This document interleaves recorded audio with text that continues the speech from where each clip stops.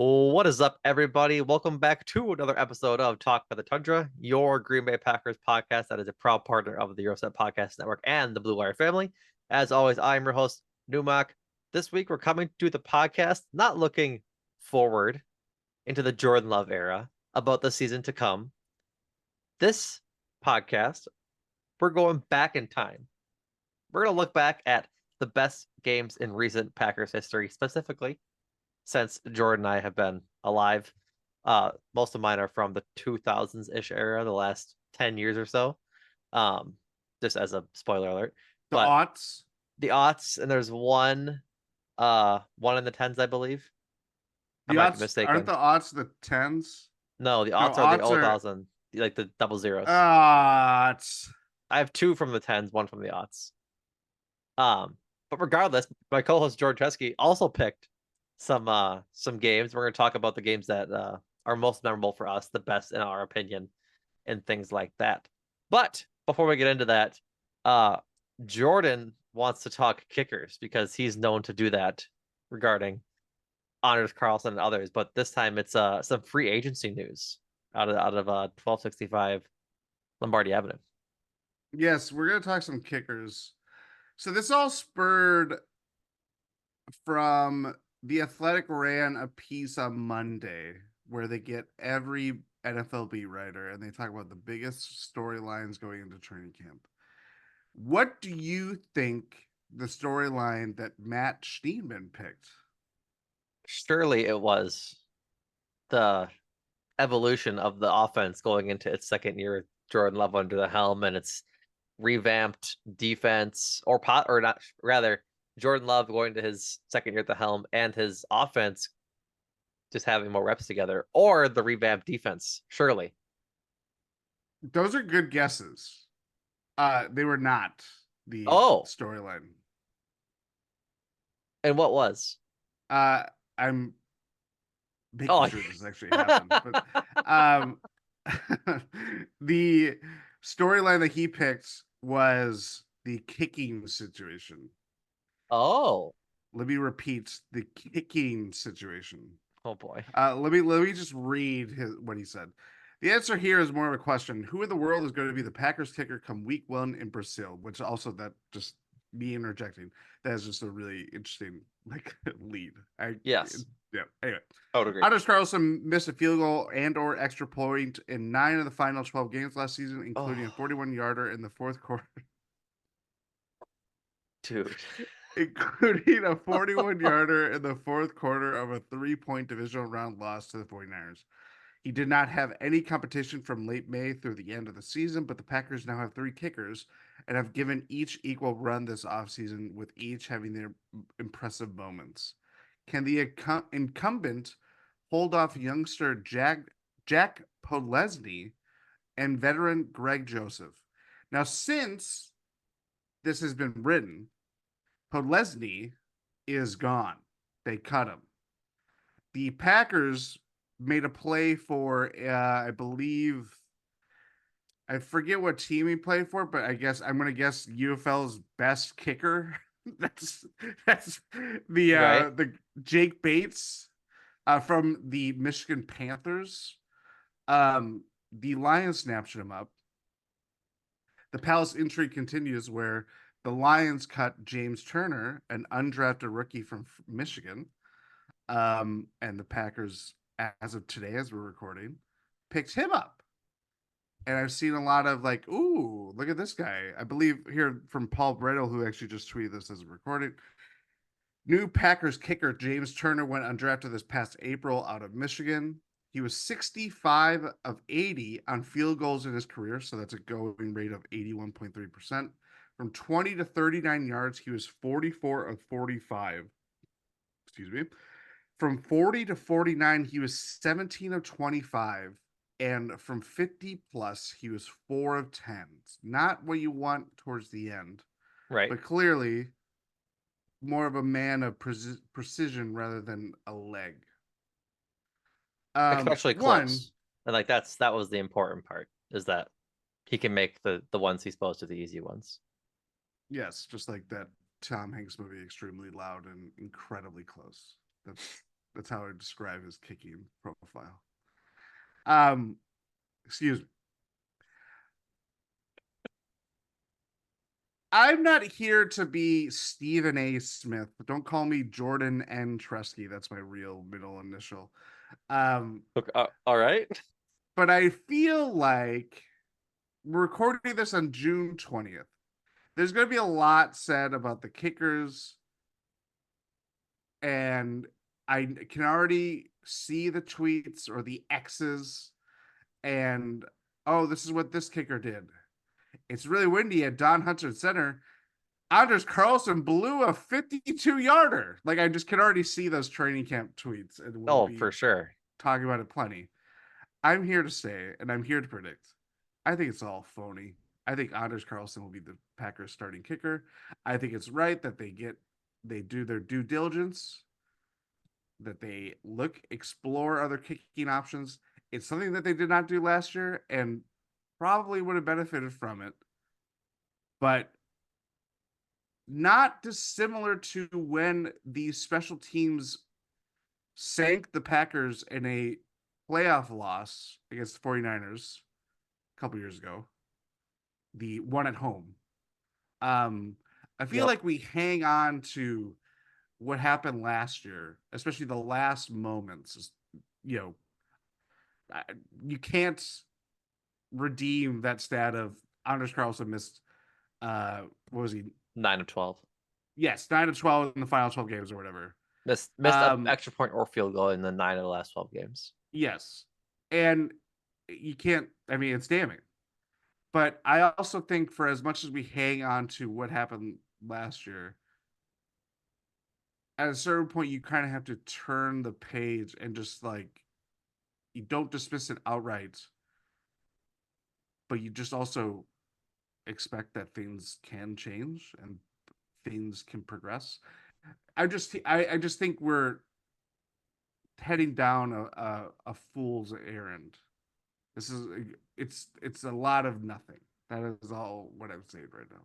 I don't blame you for having that opinion. Like, it seems like it's a lot of, it's not smoke and mirrors, but it seems like it's a lot of It's effort to stuff get for the most, June. yeah, for June especially, and to just get the most out of Anders Carlson, to make sure that he knows that he can't be complacent, that because he didn't have competition last year. Like, they didn't have Yes. another kicker in camp, I believe. If not sustained, for sure. And Yeah. so I think this is more of a like, hey, you need to work on your craft and make sure that you're better going into next season. I don't share that opinion with you, however. You're I think, fine too. and like, I think there is a reality in which Anders Carlson isn't the kicker come next like come week one, solely because like it felt pretty bad last year, right? And Yeah. if they can bring in a guy like James Turner, I'm not saying this James Turner fella is the end all be all of kickers and the guy you part ways of the draft pick over, but um I just think like Anders missing the easy ones, missing extra points, missing easy chip shot field goals is somewhat of the issue. We know Matt LaFleur likes to go forward on fourth down inside his own 50. And so how often like would James Turner or Anders Carlson or whoever, or is it Greg Joseph they have in camp too? Greg Joseph, yes. However, Those are the or Greg three. Joseph, like how often are they going to kick long field goals from like 55 plus, 50 plus out? Who knows? But I think if Anders stinks it up in camp and can't hit consistently and is kind of like spraying it like he was last year, like I remember last year in training camp, it was very rare that he went 6 for 6 or 7 for 7 on the day. Like he was Yes. always missing a couple. And I think him not stringing together successes is a problem.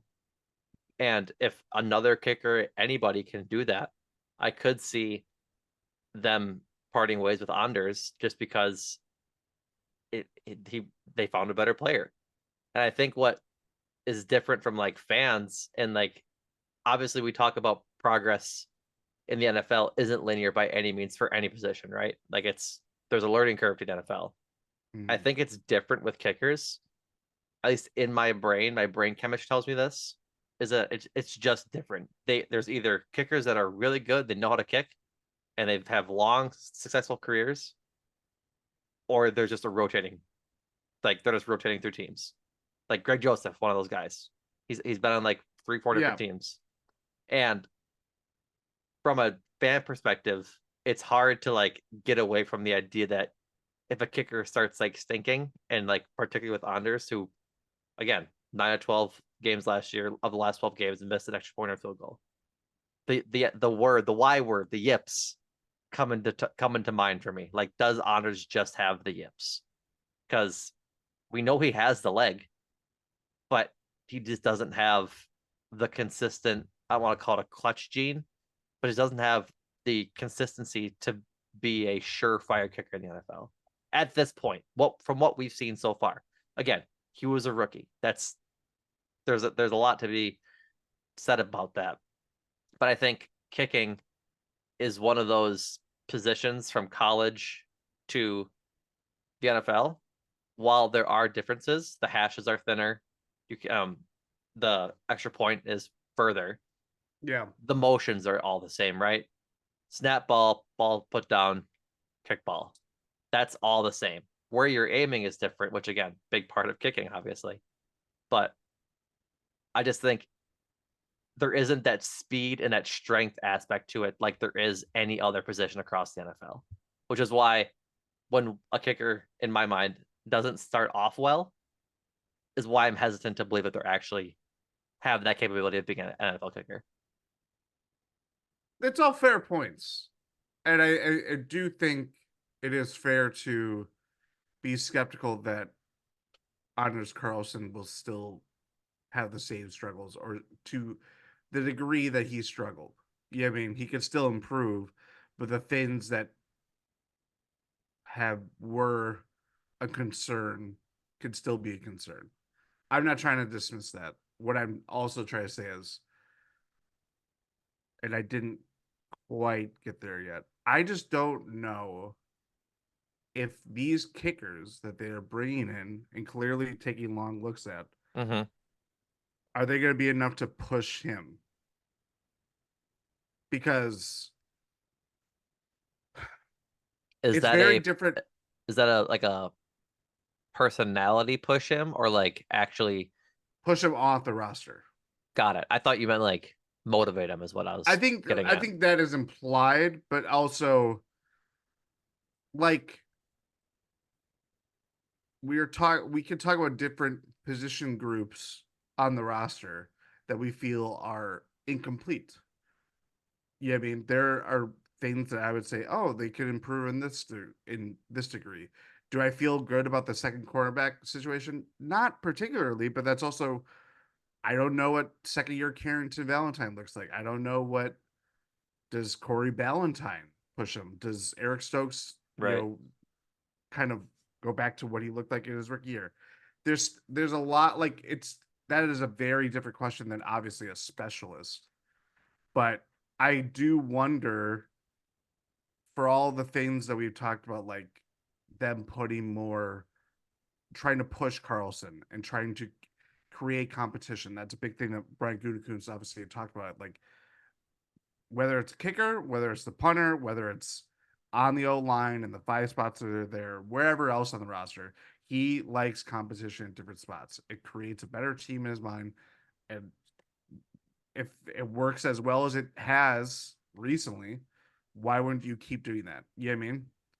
I just wonder if that patience that, Mason Crosby, the franchise leading scorer, there were multiple times, stretches where it looked like he was in doubt of getting cut. And that was as proven of a kicker as we've seen in Green Bay. You know what I mean? Of my lifetime. And obviously the fact that he kicked for as long as anybody has helps that. You know what I mean? I just think, I don't know. I just kind of see, I do think there's a lot of smoke and mirrors. I think that is the right kind of phrase that I would use. But I see the benefit in what they're doing. I think from the external observations of, like, oh, they're getting a new kicker. What does that mean for Carlson? Does he still have it? It's like I think it's his to lose Mm-hmm. ultimately. Right. Yeah, it's his to lose without a doubt. I think to push him off of that, any kicker in camp is going to have to blow the Packers away with his performance, Yeah, and so we'll see. Like it's it's big. We'll see energy until the end of July when training camp starts. of course. So Kicking thoughts concludes. that's right. That's we had 15 minutes on Of kickers, which I think course. is the longest that we've ever done on kickers. So moving on, moving on. Should we get into our best Packers games in recent history there, Jordan? I think it's just about that time. I think we do.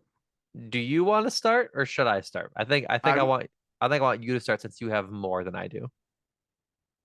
Oh, I was gonna say.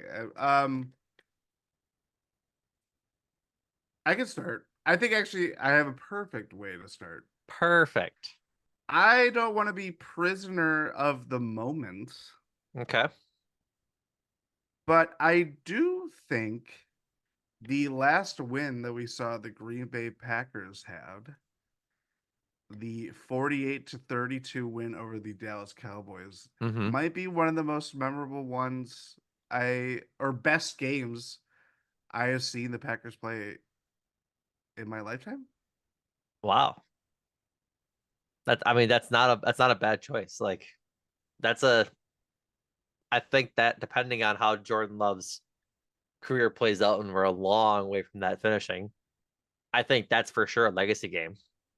Like no matter how good he is, like a performance like that as a first year starter going into the two seeds house and dominating like they did, I don't think that's a hot take whatsoever. Plus you get First, Darnell Savage's pick six in there, and I think Jair had a pick in that game too. Jair had a pick.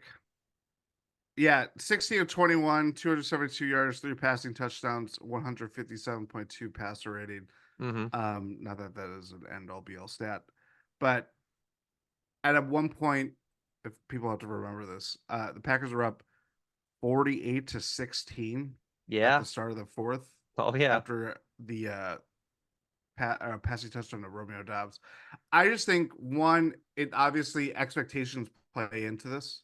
Oh, for Yeah, I sure. mean, we're so used to growing up. I'm used to Brett Favre being this superhero quarterback, this Yep. legendary quarterback, and he still had a lot more to go. So you already had this indebted kind of like feeling of, oh, the Packers are going to lose because Brett Favre is their quarterback kind of thing. He's going to take them to Super Bowls all the time, yada, yada, yada. And then even though Aaron Rodgers didn't have the same level of, I was conscious and was a Packer fan by the time that Aaron Rodgers took over, he had to earn it in the same way that you then eventually expected the same with Favre. You know what I mean?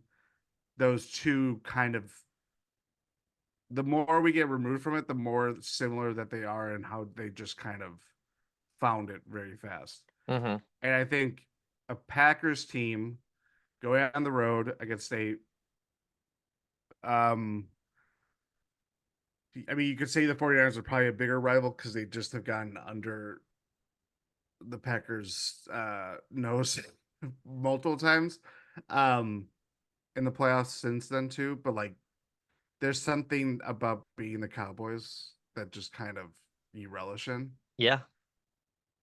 I think that kind of plays into just how dominant it felt. And yes, it is the you want that payoff of this going to where the Packers are then they have found the next 10 years of success. Right. But in terms of just that single feeling of I didn't expect anything, it was more than I could have hoped for of just beating down a team that I thought actually could go to the Super Bowl this year was pretty pretty remarkable. Oh, I think without a doubt. I think it was the premier win of the season. Like Oh yeah. easily. You could argue the Chiefs win is in there too, but I mean There was nothing that like or this. the Thanksgiving Lions game could be in there. There's a couple of them, Yes, but Vikings. yeah, I just think that this season and like the way just the rivalry between the Packers and the Cowboys is inherently, I think it just Yeah. has to be up there, honestly. Yeah. Um, I also have a Packers Cowboys game in my top three of best games in recent Packers history. Um, Mine goes back a little further, and it's the Uh, 2017 NFC Divisional Playoff, the 34-31 win over the Cowboys again in Jerry World.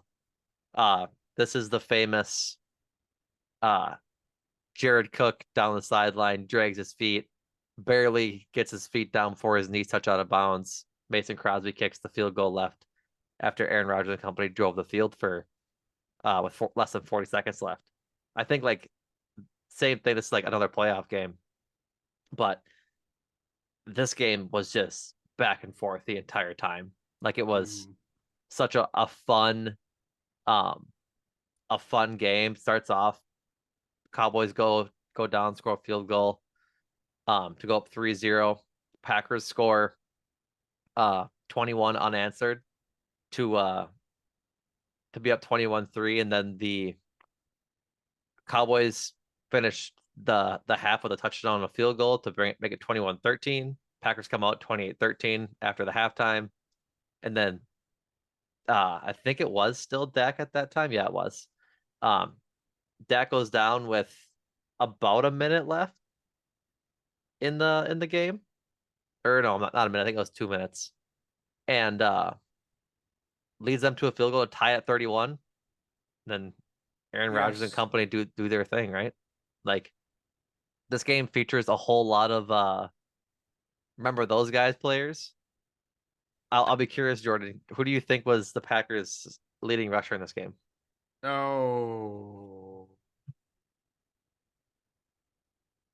It might have been too early for Ty Montgomery. It is Ty Montgomery. It is Ty Montgomery. Okay, Their second interesting. leading rusher is Aaron Ripkowski. Remember him? Ugh, the Ripper. But Jared Cook leads them with 103 yards, most of which came on the that final pass. This is when Randall Cobb was still on the team. It's when Geronimo Allison was still on the team. Their leading tackler was Kentrell Bryce. Like Whoa. Yeah, that's a Demarius team that should not have gone to the conference championship. Demarius Randall is still on this team. Oh, I had high hopes for him.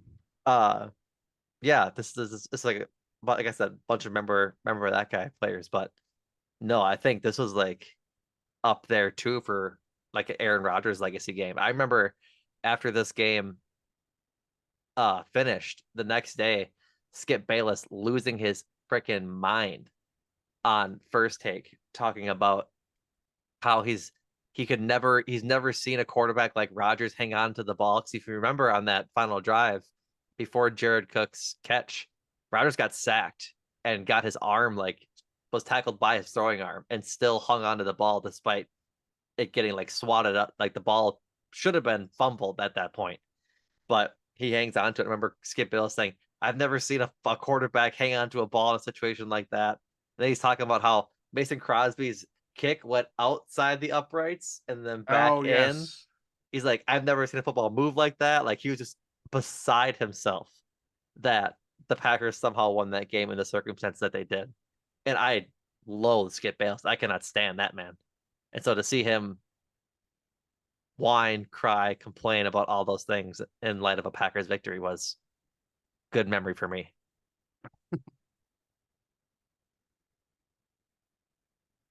You got one, Jordan?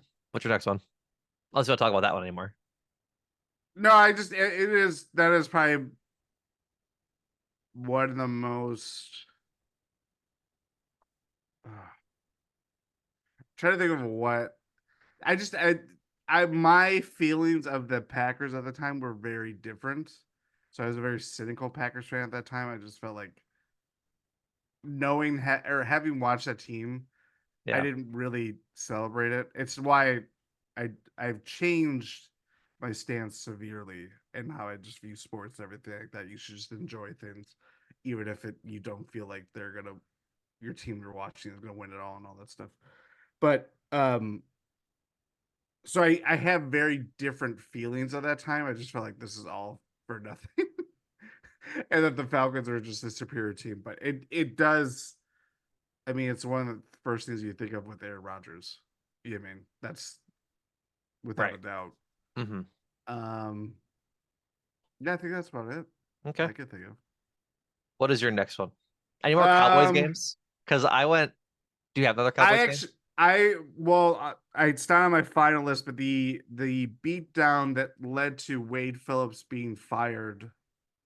The Cowboys were 1-7. We're just gonna talk about this game now. Okay. Cowboys were 1-7. It was a Sunday night football game. Packers were like 5-3. Kind of, they were going through all those injuries earlier in the Super Bowl year. They come out and they beat down the Cowboys 45-7. It was like humiliating. I think it's probably the worst loss the Cowboys have suffered in one of the worst losses that they've suffered in franchise history. Wade Phillips got fired the next day, and then they hired Jason Garrett for the next decade. So, um, I just remember that being kind of like a cathartic, just like, yeah, hell yeah, kind Right. of one of those deals. But The I don't oh, think. Do you have go another ahead. Cowboys one? I don't have another one on my list.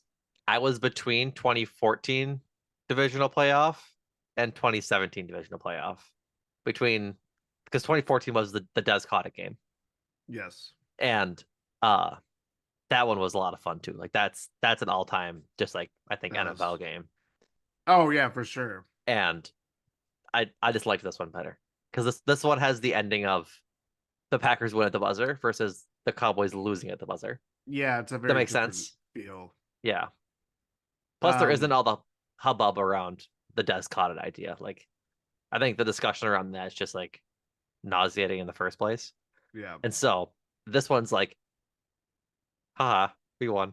Also, yeah. it produced one of my favorite pictures, and it's the man with the mustache in the Packers uniform and the nosebleed saying, "LOL, they gave Rodgers too much time." I love that picture. It's one of my favorites. Um, But no, I don't have any more Cowboys games. I was also going to submit one other one. You could Another Cowboys game. The Rodgers take over for Brett Favre getting hurt against the Cowboys, Is that when that 2007. happened? I did not know that. Favre got hurt really early in the game. Rodgers Mm, comes in and then was going toe to toe with Tony Romo before the Packers lost. I do actually think I've went back and looked at that game. That makes sense now. And both teams were like, I could look it up, but they were very like, it was 1-2. You know, Well, yeah, Cowboys because were, that was the season that was 2007, the year they lost to the Giants in the championship game. and honestly, they No, should have played the divisional round. conference championship. Oh God, of course it was. They honestly should have played the Cowboys that year, but they lost to the Probably. Giants. Well, that's because the Giants had the Miracle of the Meadowlands, right? That's 07. Uh, I think no, that was that's later. That was um 2010. The Cowboys were 11-1, and the Packers were 10-1 going into the game. Or sorry, they're both 10-1 going into the game, and the Cowboys were 11-1 because they won, and the Packers were 10-2. trying to remember. Miracle of the Meadowlands, I think, was 2010. I think it was because I think that got the Eagles into the playoffs, which then the Packers had to play the Eagles in the playoffs, not the Giants, or something like Yeah. that. Or no, it pushed the Giants out of the wild card. That's what it was. I think I'm remembering that properly now. But that was again a very long time ago. Anywho's will be, what is your next for real best game in Packers history? What do you want to talk about? Well, the first one that obviously came to mind would be December 22nd, 2003. I thought about picking this game if I remember what game. If I'm pretty sure I know what game this is. You have to be. Yeah, Packers were won 41-7 over the Raiders. It is the Brett Favre. Uh, I I don't know what you'd call this. What would you plays say? plays in honor of his dad game. Yeah, just kind of a superhuman performance. I was gonna pick this one, but I knew you would, so I went a different direction. Thank you. You're welcome. It's from the aughts. No, I very remember it because it was around holiday season. We're watching this with extended family that came into Monday Night town. Football, right? Yes. Raiders were very bad. This is their Yeah. Super Bowl hangover year. Yep. So, but the Packers had a lot to play for. It was the second to last week of the season. Um, and I remember everything going on with Brett Favre. You're just like, oh, is he going to play? What is going to happen? Kind of thing. And clearly plays and plays out of his mind, out of his body, if you probably argue. And probably the most memorable performance I can remember from a Packers player. It's easy to say that because it's a quarterback, but I just thought I could give you stats 22 to 30, 399 passing yards, 4 touchdowns, a 154.9 passer rating. Um, yeah, and like if you can you name, let's play this game. Okay. Name the receivers that Brett Favre threw those 4 passing touchdowns to. Oh boy, if you're playing this game, then it's obscure receivers. Is one Donald Driver? One is easy. One is not Donald Driver. Is one Javon Walker? One is two are Javon Walker. So two of the four are Javon Walker. Yes, I'm guessing the third one or fourth one isn't Antonio Freeman. I don't believe Antonio Freeman's on the team at this point. I Okay, could be that's wrong. fine. He was on the Uh, team. He did not get a touchdown. the tight end that was in the hot tub with the underage girls, Mike Tremura. Mark and no, Okay. Bubba Franks. no. Did William Tight Henderson catch ends. one? Think of tight ends though. Think of tight ends. That's for my. I want to say Oh, Donald Lee, this but is I don't think he's there yet. Donald Lee is not on the team yet. Yeah, I think he was a little later. Um, I'm ready to name. I don't think I have the other tight ends in my brain. Go for it.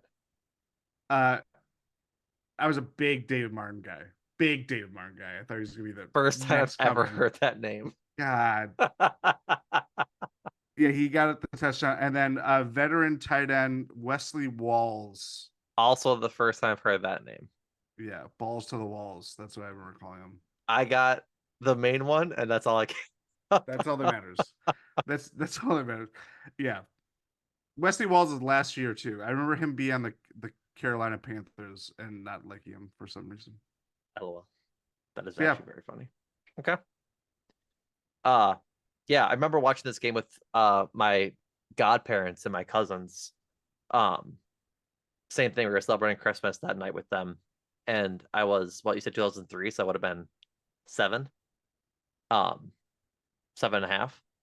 And I don't remember like specifically watching like the whole game. I remember bits and pieces. I remember Favre walking off um with Deanna and the rest of his family and stuff like that. I remember like talking to my dad about it and like my dad talking to me about like how it was cool and things like that. So, but yeah, definitely for sure. I think for sure an all-time like Packers performance, just like yeah, a best game because of the circumstances surrounding it. We don't it doesn't get slept on because I think there's been so much content around Brett Favre in the first place, but that man had a life, dude. Like, I'm not trying to still give Brett does. I'm not trying to give Brett Favre sympathy given where he's at now in his life, but like early Brett Favre going from like one of the best QBs in the NFL to Super Bowl winner to having a Vicodin addiction to kicking the Vicodin addiction to then losing his dad and all of it. Like that's he had a rough and tumble early to his career. That's Yeah. like I think that's often forgotten when it comes to talking about Brett Favre and things like that. Well, I think also too, now that we are very removed from it, you do lose it's not just the oh, he plays the day after his dad tragically passes away. We knew like his dad was like out there and talking. He wasn't like just some behind the scenes dad. He was a pseudo public figure. Yeah, and you knew his wife, you knew his mom. Like they're Yeah. all because of just how famous he was, and just at that point too, it was already he already established himself as, you know, you could argue if he's the greatest quarterback in Packers history of all time. That might be a debate for another podcast. Yeah. But it does. He just there was his greatness carried so much of, you knew his inner workings of his personal life. So when Hmm. something like that happens, it's like, I don't know. When I was 10, it felt like it was a family member of my own passing away. That's how like big it was. So when Right. that happened, and then the fallout from just the emotional, and obviously too, it's on Monday Night Football, so there's no other competing game. It's announced by Al Michaels in the prime of his broadcasting career, which you could say, Yep. And John Madden. and John Madden, correct? Yes. Um, and they're just guffawing at just like, how is he doing this? What is Yeah. going on? Like I that's think I think notably too, so I'm sorry to interrupt. This was an no, it's okay. Monday Night Football game, not on ESPN. This was on ABC. This was on cable television. Like this was Yep, network like television. network television. My apologies. Yep. Um, like nowadays you need some sort of subscription to get ESPN to watch Monday Night Football. Not in the early 2000s. It was on ABC, and it was there. It was a national game. Like put up, adjust your bunny ears and watch history be made kind of night Yeah. before Christmas. Yeah, that's where it's, yeah, that just crazy. It was a crazy that year. It really stamps has a hold on my Packers fandom, even though they did not weren't Super Bowl champions, Right. as we might explore later. That's true. Uh my next game stays with Brett Favre. This is a regular season game that I think I hold in higher regard than probably is necessary. Um, but this game is the 1913 Packers win over the Denver Broncos in October 29th, 2007. This is Favre's final year Oh, in Green Bay. This is Favre's final game in Denver of his entire career. He played Denver once more as a Jet. He did not play in Denver again after this game, but I think worth noting considering the battles that he had had with the Broncos in the Super Bowls in the late 90s. This is the walk-off touchdown to Greg Jennings on the first play of overtime game. This is one of my yes. favorite memories as a kid. Um, Again, Monday Night Football, uh, in Denver. It's late. I'm, but 2007, I would have been a sixth grader, I believe. I think is about right. I would have been 12-ish, 11-ish. And so it's late. It's a school night. I'm not supposed to be up. Oh, those And are the best. it's like 10:30, right? Because games started at like 7:30. And I'm like, oh boy, they're going to overtime or going to overtime. Like, I need to get to bed. I'm gonna be tired for school. The whole 9 yards. Get the kickoff. First play. Greg Jennings lofted down the field, left side, just 82 yards to the house. Like 7 seconds tick off the clock. And that was it. At that point, then I was too amped to go to bed because Yeah. I just saw a walk off bomb of a touchdown. Uh, Greg Jennings leads the way, 6 receptions, 141 yards. Before that catch, he had 60 yards because he had 141 total. And that was 82. And then the other touchdown in this game, the other Packers touchdown, just to make sure I'm not uh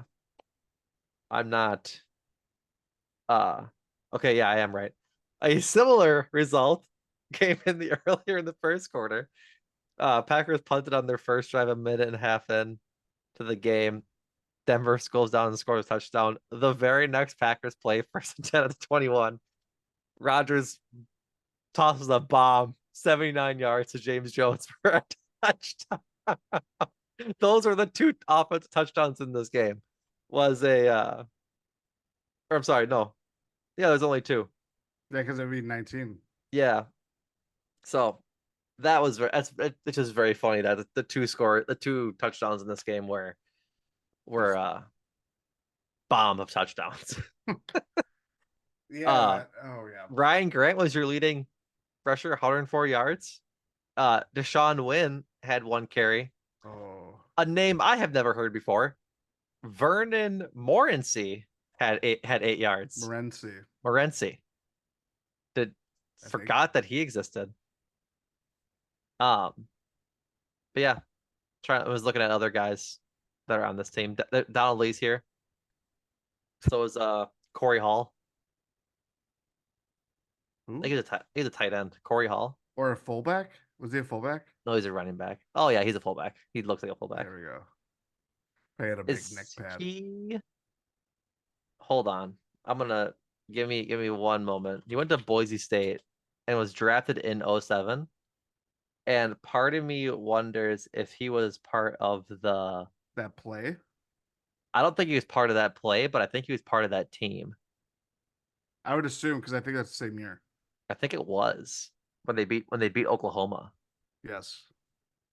I'm trying to find game log. Here we go. Oh, I need 2006. I'm not really sure what had happened there, but he was a part of that game. And he was a linebacker. What? He was a linebacker. This is a Corey with a K, right? Yeah. He was a linebacker for Boise State. He won the defensive player of the year for the WAC, but then he was a running back, it looks like. At He least made for sorry. what is going on? He's a Super Bowl champion too, by the way. Is he? Yeah, he also majored in construction management at Boise State. Yeah, he was a running back. What a weird transition. But yeah, he was a part of that team that beat Oklahoma. Interesting.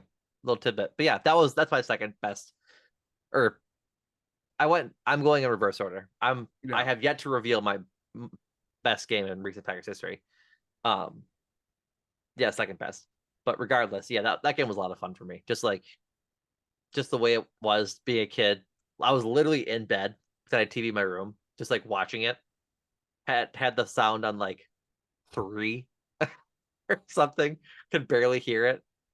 Um, yeah, that's one of my favorite ones. I'm trying to whittle down the final. Did we preface that we are not talking about Super Bowl? No, we didn't. We're not talking about Super Bowls because those are the easiest Those are the ones. easy ones. Those are Easy like, ones. yeah, no one It's wants to hear that. so people complain about that. Everybody could talk about when the Packers won the Super Bowl. Right. What is unique to like these are the games that may tell the story of the Super Bowl winning team Yep. or whatever. But Super Bowls are easy. Even conference championships to some degree. Part of me like picked out games that define eras. Like that was like part Yes. of my idea was that I think my first one, the Cowboys victory um in or the Packers victory in Dallas, that was like their last 2017. real push towards an NFC championship in the McCarthy era. Yeah. This one is their last, like Favre's last season in Green Bay. Things like that. My last one was also of a similar era. That in mind, I don't want to pick from the same year. You can? I know, but these are so okay. I'm going to do it because the first two that came to mind. Packers win that game against the Raiders. They're 9-6. They need the Vikings to lose the following week, the last week of the season. I was at this game. You're at this game. Yep. Good. Uh, the Packers will play the Broncos. The Broncos. Let me look this up as I'm talking. The This is Broncos are not great. They're nope. really bad. Their starting quarterback is Danny Cannell, and if you've heard his radio thoughts, you can understand why he's a bad quarterback. Sorry, they were 10-6, but it doesn't matter. They didn't go to the playoffs. No, sorry, go ahead. So the Packers basically they have to win, and the Vikings have to lose. The Vikings are playing the Arizona Cardinals. The Broncos did make the playoffs that year, just so you know. So they're being played at the same time. I want to say this is like when the NFL was starting to pair games that, It was. yeah, you couldn't like knowing the result, you couldn't just be like, okay, we're gonna tank, Yeah. or you know what I mean. Yeah. They couldn't throw. So yeah, they couldn't throw games, and they had to play their teams that were in the hunt, so to speak, were playing at the same time, kind of thing. Packers wiped the floor of the Broncos, 31-3. It's like snowing. It's the game itself is not all that memorable outside of Amon Green having the best rushing season in Packers history. Had a Mm-hmm. 98-yard touchdown. Um, broke the single season rushing record in that game. 1,883 rushing yards this season, which is crazy.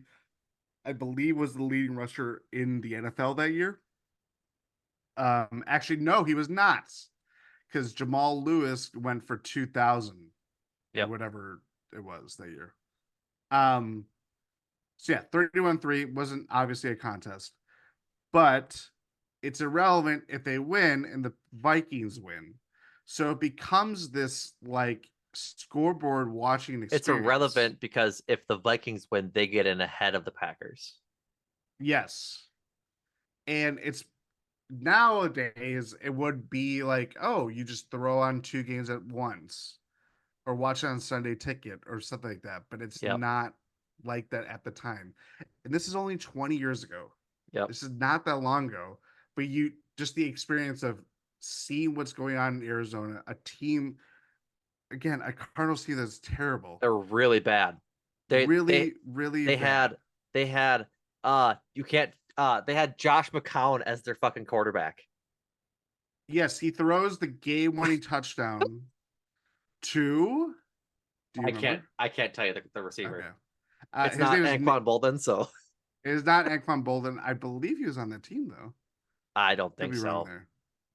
They This is probably this is 03, dude. I don't think he's even drafted yet. this honestly was probably the team that helped them draft Anquan Bolden. Then No, you're talking about Larry Fitzgerald. Anquan Bolden is on the team. In 03? Yes, he is. Oh my god. Yeah. Do you That's know who their leading, or he wasn't the leading running back that day, but do you know who their running back was that game? Their Emmitt starting Smith. running back. It was Evan Smith. It was Evan In those Smith. ugly Cardinals jerseys, the white ones. Yeah. Really white. They played at Arizona State Stadium. Yeah. The touchdown went to Nathan Poole. I do remember Who, this because I have some memories with this play. I have watched the Vikings announcer lose his mind yes. at this play so many times, dude. So many times. Sorry, continue. No, that's fine.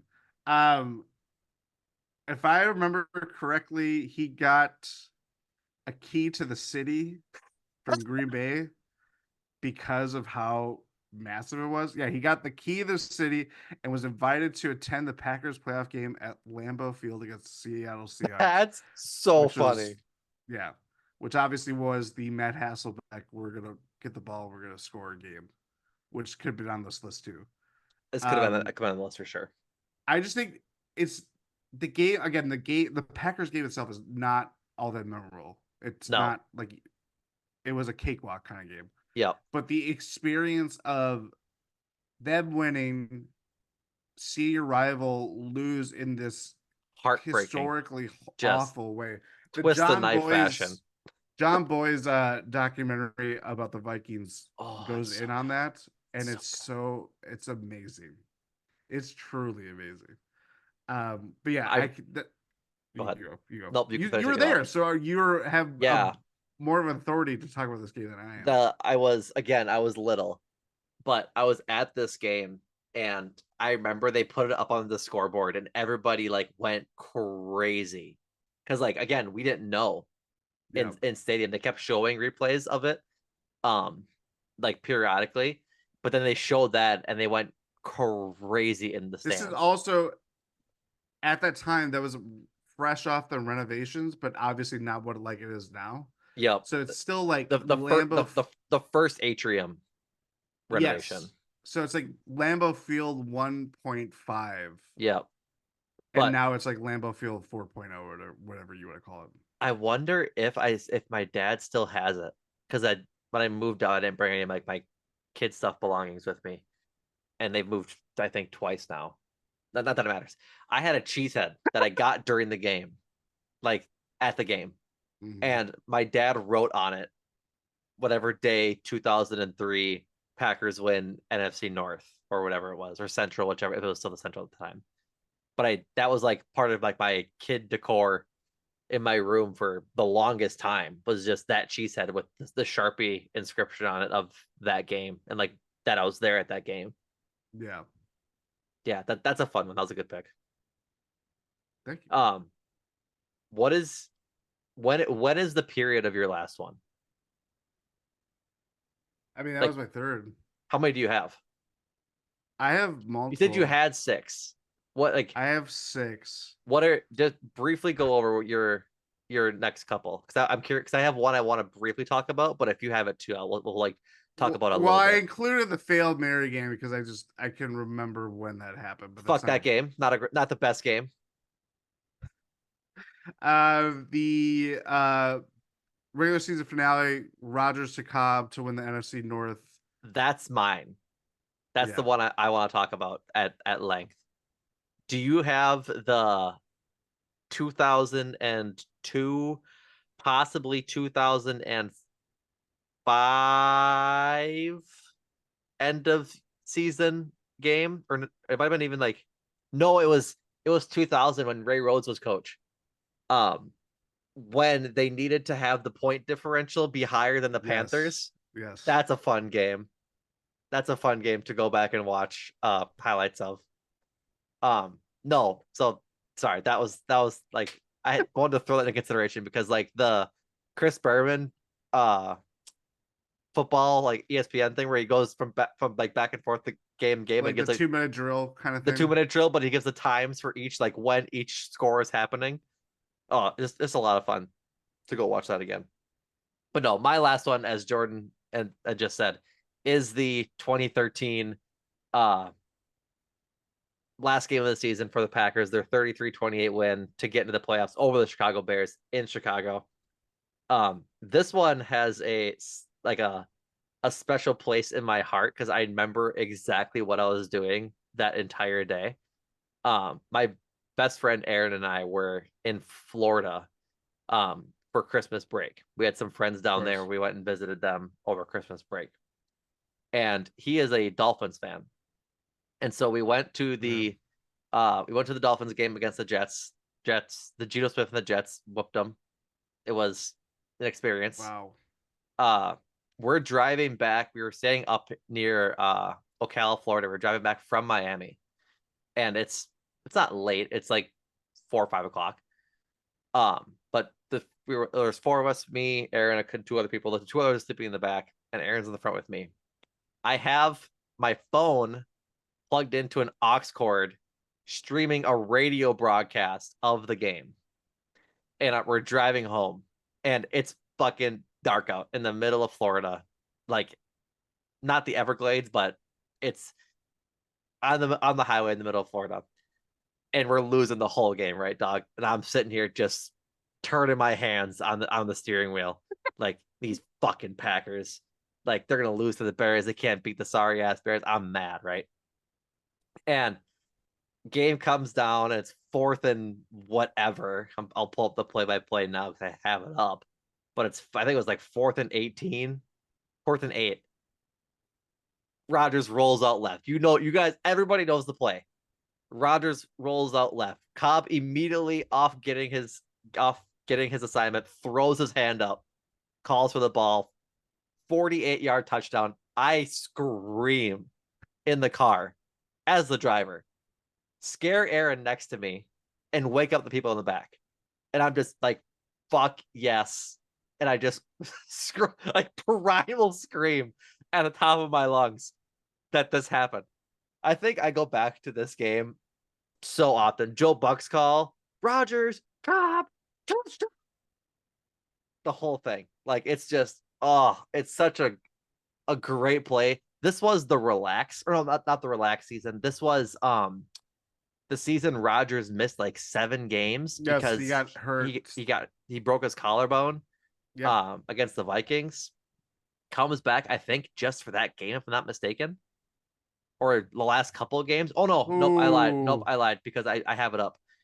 So he went out week 8 against the Vikings. The Packers proceed to lose 3 of 5, including sorry, they lost 4 of 5, but they tied the 5th game in Tied. that series against the Vikings. Rodgers comes back against the Falcons, win, loss, win to get in the playoffs. Um, and that was like peak of like Rodgers era, right? This is 2013. They're 2 years removed or 3 years removed from winning the Super Bowl, or 3 seasons, 2 years kind of thing. Um, like this was just a fun game. Plus, it's against the Bears. Like it's the Bears still suck was definitely still the mantra back then. Oh man, and they needed to win to get in. The Bears were also 8-8. Like Yes. they finished year 8-8, and the Packers finished 8-7-1, so they get in as the wild card. Oh my god, this is such a fun game. I'm sorry, no, they won the division with that record. I forgot about that. They did. Oh, it's gross. But yeah, they That's how won the bad division, that division was that year. and that's when they lost to Kaepernick the first time. Second time. Second time, yeah, second time. Yeah, not one of the greatest games in Packers history. But the Bears game, that's I think one of my favorite games in recent history because like just the emotion around it and Yes.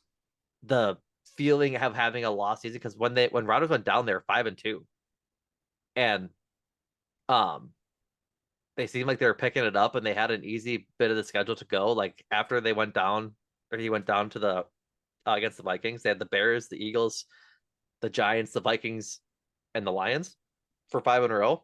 All teams that, besides I think like what was it 2013, so none of those teams are really that good Yeah. at this point in time. Like that could have easily been 5 straight wins if they're all healthy. And so like to get in and have that redemption at the end of the season is just chef's kiss. Yeah, definitely another you remember where you were as you Mm-hmm. vividly told. This is the Scott Tolzien season too when he played. Damn right. You can't spell tie without Tolzien. This is the Seneca Wallace season when he played Oh. because they played I think with I forget I forget what how it went. You know what happened? You know what happened? I remember what happened.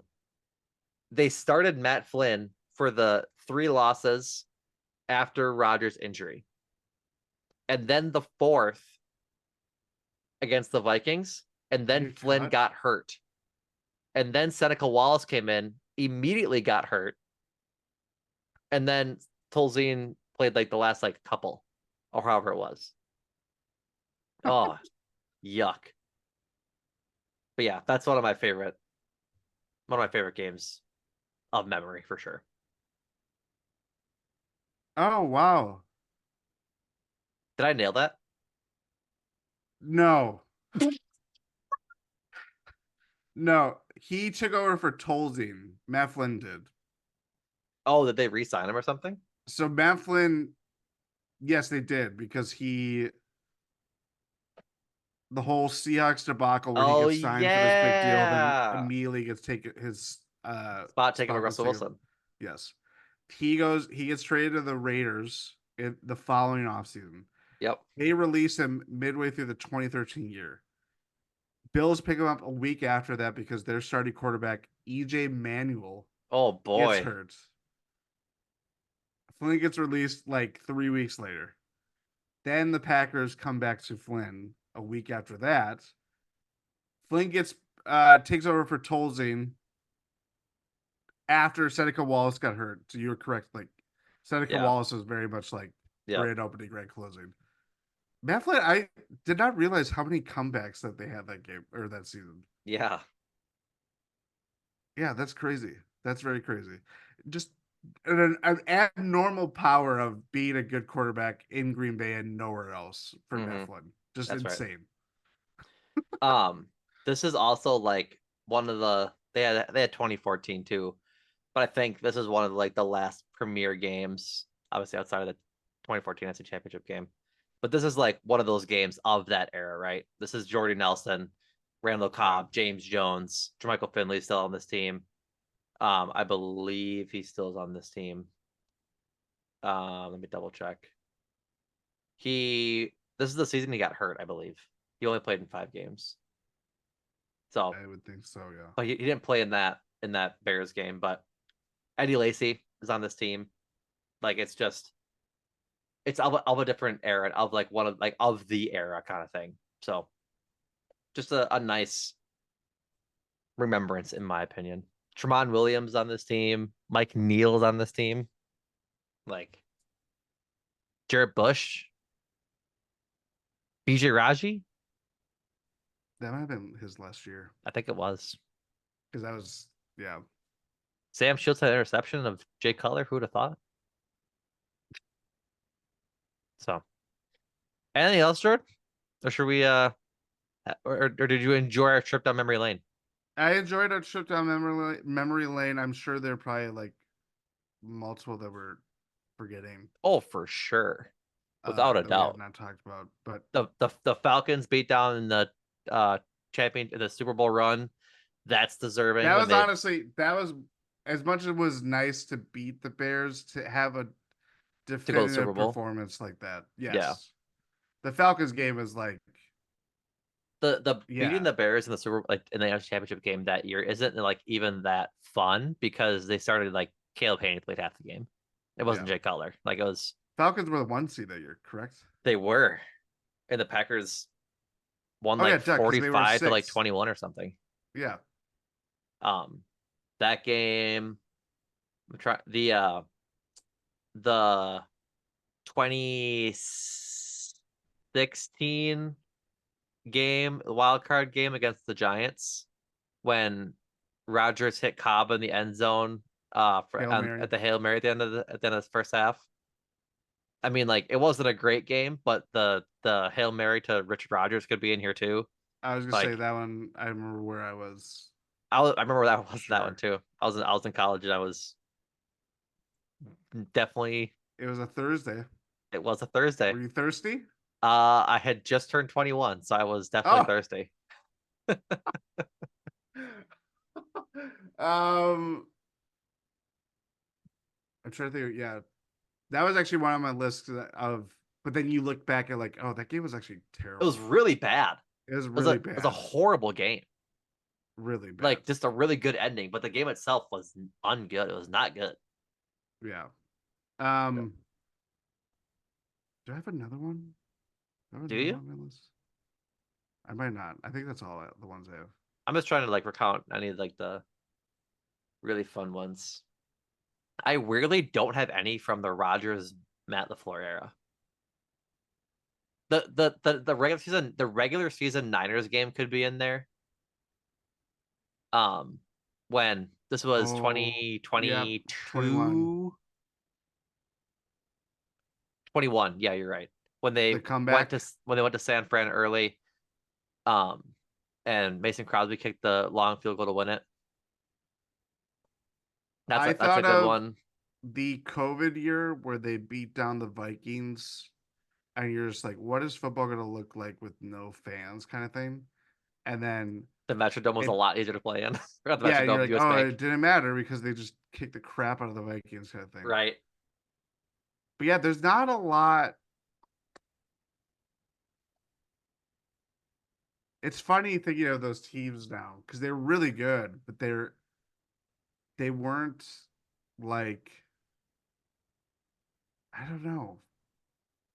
They were great games. They just were great wins. Yeah, pretty much. I guess that's how I would say it. Yeah. All right, Jordan. I enjoyed our trip down memory lane. I know you did too, as you already said, but that was a fun little thought experiment. It was fun to go through, remember those things. Like we had talked about this for a couple of weeks, and I remember like mine were immediate. I knew what 3 I wanted to do right away because they just had so much significance in my fandom. So let us know what your favorite games are. Join the Discord. Let us know in the comments if it's listening on YouTube.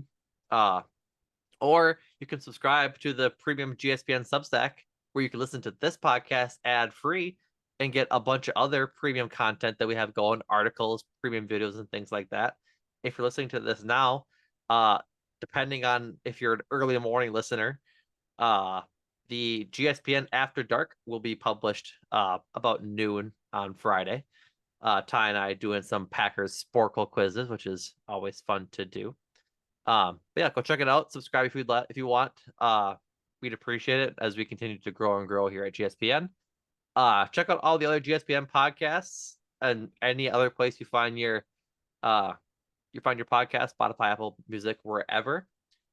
Ty and Rohan were on had Eurostep this week. They talked about their draft board for the draft, which is a week from less than a week away now, as you're listening to this. And they also talked about the Bucks adding Darvin Ham to their coaching staff. So go check out that. Go check out Cruising for a Bruising, as the first place Milwaukee Brewers took 2 or 3 from the Los Angeles Angels of Anaheim over on their West Coast trip. They're currently down 4-1 to the Padres right now, but they'll have all things Brewers for you in your podcast feeds, and go check them out. They're doing a great job this season, and it's a lot of fun talking about the Brewers right now. Hop on while you can, because the youth train has hit, and despite being also bit by the injury bug, guys are just showing up for the Packers. So go check out Cruising for a Bruising. And also just check out Make Time for This, as they get back into the swing of things with all things pop culture. So with that being said, go follow us on Twitter at Numac is known, at Jordan Tresky, at Packers GSPN. Subscribe to the Substack if you would like. Otherwise, we'll be back in your podcast feeds next week with another Packers pod. And thank you all for listening. And Jordan, thank you. Thank you.